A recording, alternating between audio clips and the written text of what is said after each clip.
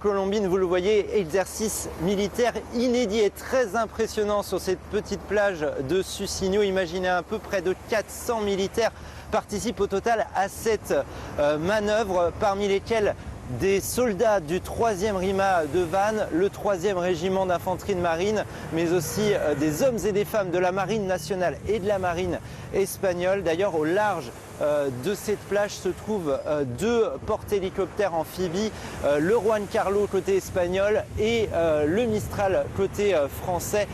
Pendant cette manœuvre, des hélicoptères vont être déployés, mais aussi des blindés comme celui-ci sont chargés dans des barges géantes. C'est ce qu'on appelle dans le jargon militaire un exercice en terrain libre, comme nous l'explique le capitaine Pierre. Donc là, on a 3 éléments qui interviennent sur la manœuvre. L'armée de terre pour l'équipage des véhicules, l'unité interarmée de plage qui est en charge d'équiper la plage, donc avec tout ce qui est tapis de sol et guidage. Et ensuite la marine.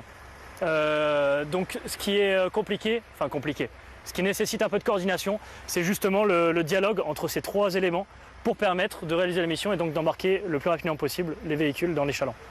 Alors la manœuvre la plus impressionnante aura lieu demain sur cette même plage. Le scénario est le suivant, il s'agira d'un débarquement coordonné pour porter secours à des ressortissants français suite à une agression militaire.